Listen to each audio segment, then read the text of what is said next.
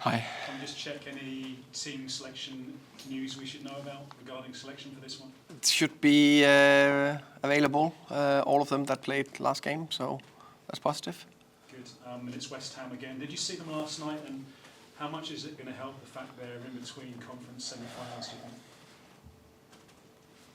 Good question. It was on last night, of course. I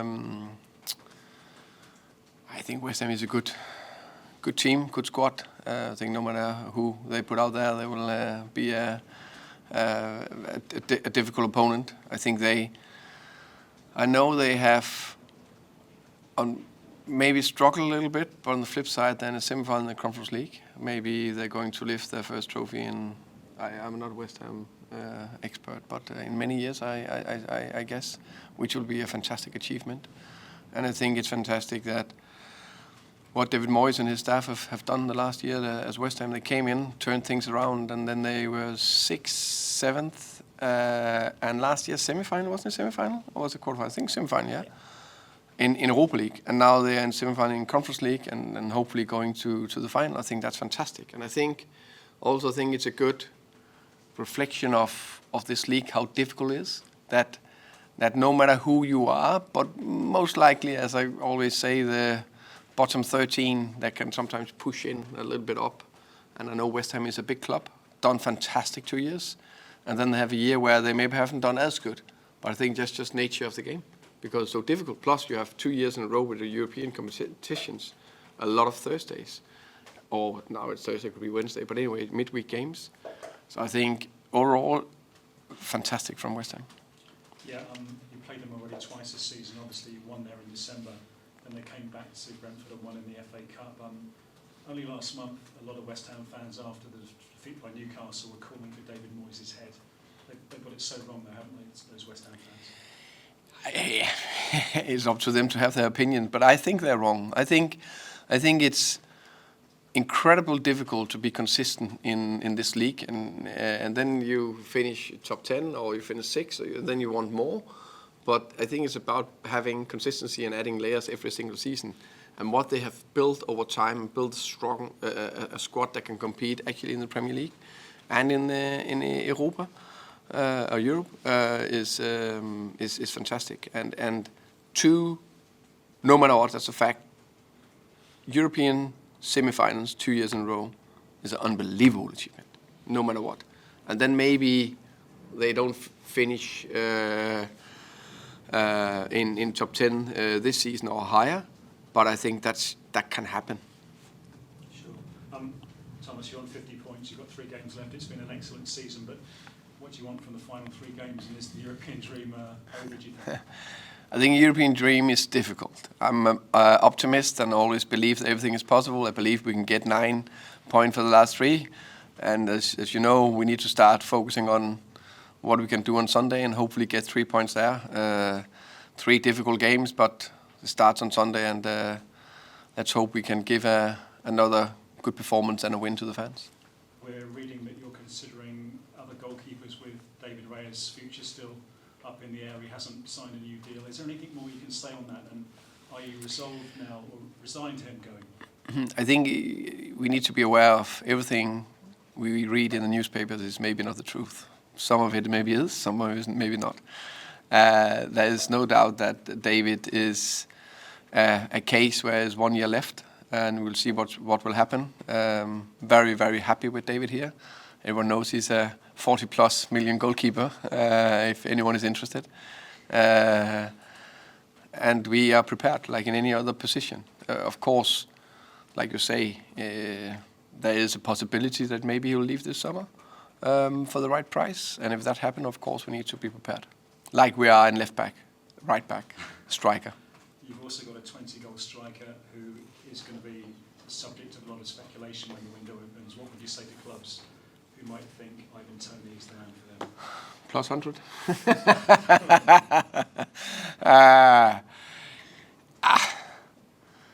I love Ivan, and I think it's fantastic what he have achieved here, and there's more to achieve here for him. No doubt about that. I'm really, really happy that he's a Brentford He's a very good player. I think he's proven that. I think he's just proven a player. there's some players that every single time they come up to one level, they just, kick on and continue. And he, did it well in League One. Then he did it in Championship, like more than well done. Got promoted first year, 12 Premier League or something like that. Now he's on 20, hopefully getting more. What is the limit? I think he got a very good potential, because I know he's not 22, but every player are just maximum. Look at some of the best strikers in the world. Lewandowski. Was another one also. Benzema. It seems like good wine. They're just getting better. They know where to be in good position. Of course, they probably can't get past when they turn 40. I think he'll only get better and better, Ivan. Seriously, is he a £100 million player? In general, I think there's too much money in the football world. What would you pay for a striker that guarantee you 20 plus goals? And this is 20 goals for a mid-table club, probably. What can he do in a bigger club? I don't know. West Ham want maybe 100 for Declan Rice, don't they? So that gives you some kind of idea. I understand why they want 100, and I think Declan Rice is a fantastic player. I just think the market has been too big. But he's goal scorers are normally more expensive. One final one from me. Kevin Schade obviously has been here, played 15 Premier League games, I think started only 5. Has he impressed you enough to make this deal permanent? I would say definitely yes. I think he's a young player. I think he's only 20. I can't remember if he's just turned to 21. I think he's only 20. That came from a good spell at Freiburg, but hasn't played consistently. But we just knew that the potential we saw, or at least what we saw and believed in, that was huge. So we had to build him up, and now he's been built to be more physical ready. And I think he started. The 5 starts come in last 7 or something like that. I can't remember on top of my head, but he's showing more and more interesting aspect of his game. So we are very, very pleased with his performance. I'm pretty sure that will happen. Thank you. Welcome. Hi, Thomas. Hi. Let's say the miracle doesn't happen and Brentford are out of the race for Europe. How do you manage the end of this season? Obviously, apart from trying to win games, how do you look at it? You sort of start thinking about next season. How does it work in your mind? I think it's a good question. I think I'm a big believer of, if you can continue momentum also to the end of the season, you carry it into the next season. Of course, it's not do or die, but a big believer we can continue that. And I think for us, every point is very, so important, and the performances are so important. That we just try to carry on and keep developing the team, maybe trying different tricks, but it's always with one focus area, try to win the next game. And obviously you're playing against some top teams like Tottenham, Man City. Could that give an extra bit of motivation to the squad? Yeah, but I think this group of players are quite remarkable in terms of their effort and their focus.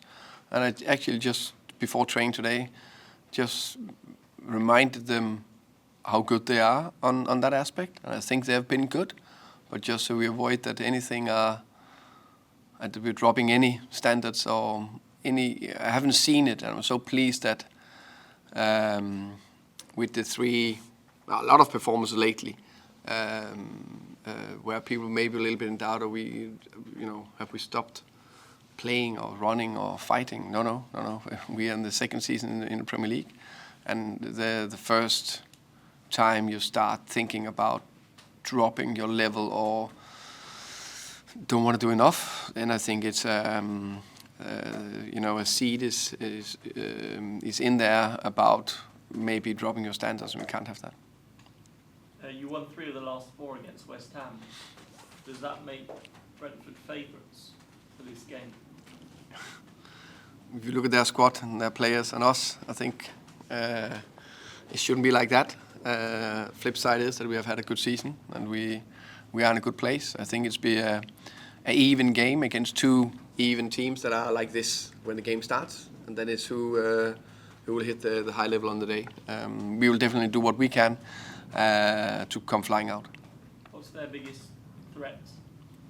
I think they're very solid defensively. I think they're very good on the counter. I think they have some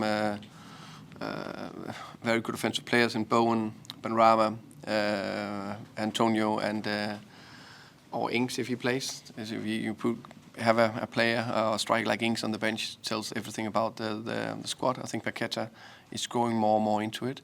Then obviously, I know we're good on set pieces, but West Ham are really, really, really good as well on set pieces. Finally, you were talking about potential players leaving. Do you believe that Brentford in a few years' time can be a club where players will want to stay as opposed to leave? I think we are already a club where players want to stay. For a lot of the players would like to stay here for a long time. I think we, like any other team in the world except 6-8 teams, are a selling club. So the players that we have maximized their potential on and put them in a top position, I think it's okay that they leave at when the timing is right for them, but especially for us, because that's how it works. But the happy marriage is where we find the good common ground where everyone is agreeing, okay, now is the time. But a lot of players are happy here. That's the most important thing. And that's, I think, the big thing. Understand why players want to leave. I think when they think back, I think there's a lot of bits they will miss. Just one more. You're putting labels like 100 million things. Is that because you've already got in mind how you might spend that money? I like that one. Yeah, now I'll go back to Phil and Matthew, and maybe we should have said 200 then. No, I haven't thought about that, but that was a good one. I will. No, I haven't. We'll see. Yeah, we'll see. Yeah. Thank you, Tim. Thank Phil. you. Thomas, can I ask you, just in the division in general, when you look at what's happening at the bottom of the table, and West Ham United have been in that, look as if they're just about creeping away, does that validate what you were saying a few weeks ago, a couple of months ago, about how if you take your eye off the ball in this division, how quickly you can find yourself in trouble, regardless of how well established you are as a Premier League team? Yeah, I think it's bang on. I think it's if you want to create a top-performing club or whatever label you want to put on a world-class performance environment, or it's relentless. It's every day with the demands. You need to have the energy and the determination to drive that. Me, my staff, and the players, because we need to bounce off each other. I know it's need to come, me and drive it, but if I'm a little bit down, I need to have some coaches that can help me, and we need to do it together. But we need to drive it every single day to stay at the highest level. Because the difference between teams, if you look at the 5 teams that are struggling maybe the most in the moment, Southampton looks difficult, but never say never. And then Leeds, Everton, Nottingham, and Leicester. Those 4 are most likely the one who's fighting for it. Big clubs, fantastic squads, good players, and if I rate them compared to us, probably some of them will say they're a little bit better than us. But there's various reasons why it can happen that then they are struggling. Maybe they have, I don't know exactly, maybe they have injuries to key players. Maybe they just got into that bad momentum. Maybe they didn't do enough. I don't know. But it's definitely something we're speaking about internally. How can we avoid to end that position? And people asked me before the season. I said, I'm convinced. For me, there's no second season syndrome. When I analyzed the season with my own eyes in the games, my idea of the other team's strength and level, all the numbers behind it, and look at our culture, which is the most important thing. I couldn't see that we would, why should we go down this season? But, the big but, is I respect this league hugely, and it's relentless. As you say, you can just take the eye of the ball a little bit, boom, back of the net, or you are in the mess. That's why it's so difficult. So difficult to compete this league in many ways. So we need to keep. And if we are satisfied with what we've done this season and don't want to develop, then I think we could struggle next year, which we maybe could still do. You never know. In your opposite number on Sunday, David Moyes, he's had a more difficult season this season and pressure and speculation, but he's also, I think, suggested that being in coaching and head coaching is a bit like a drug. You can't keep it away. Do you understand what he's getting at? I mean, you've been involved in coaching now for a long time, through levels, starting at a very young age and working at international ages and whatever, but do you sort of get where he's coming from, that it's just that, however relentless and however difficult it some days may seem, that you can't do without it? Yeah, I understand it, because it's in a way it's in your blood, and I'm looking at David and I extremely impressed with his career, what he's achieved. Looking forward to see him on Sunday and share a beer with him after. He's a fantastic man in every aspect.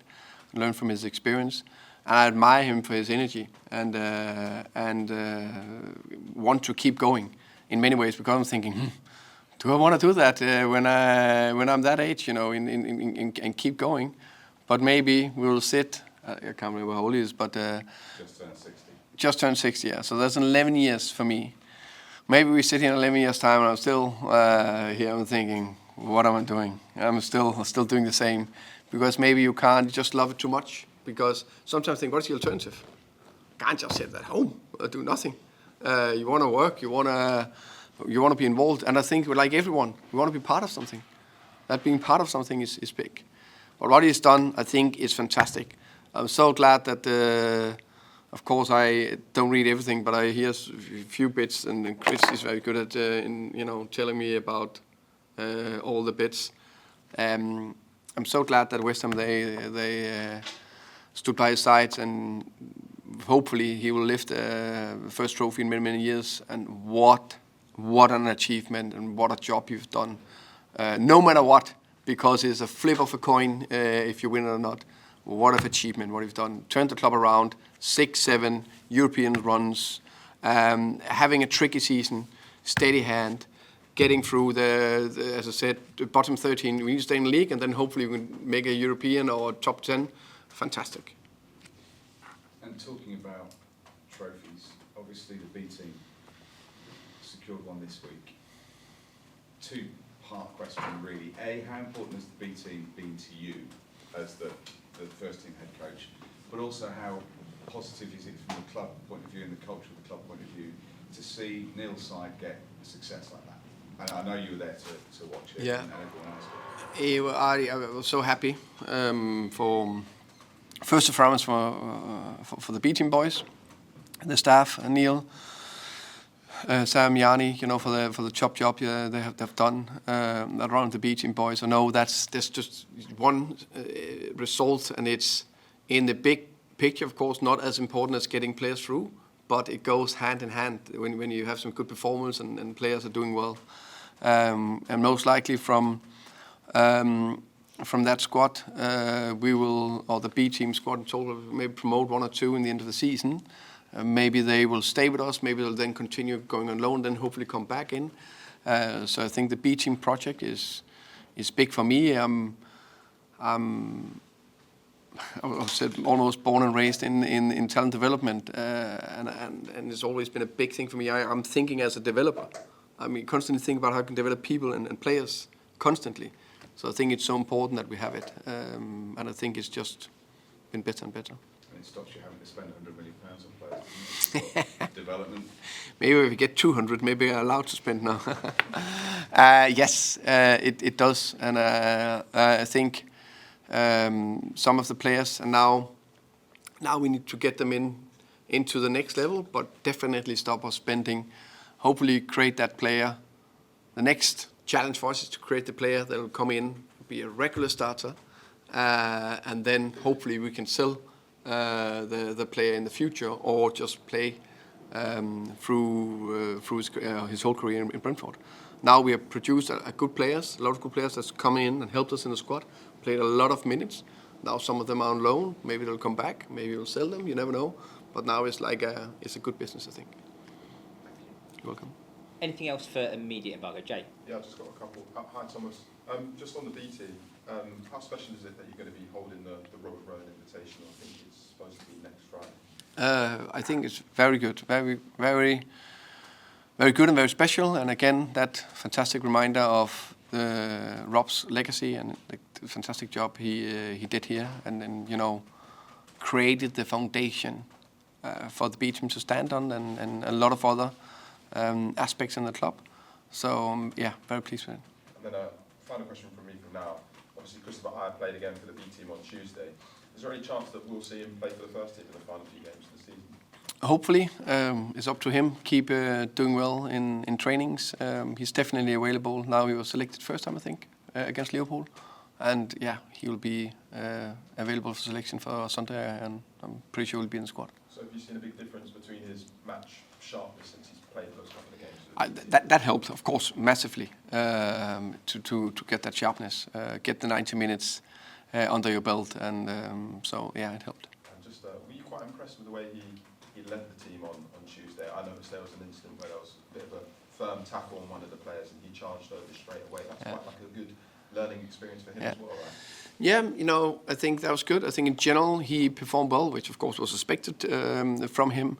And I think he was a good leader out there. I think he would have done even more communicating. I always have high demand for that. But I'm glad with what I saw.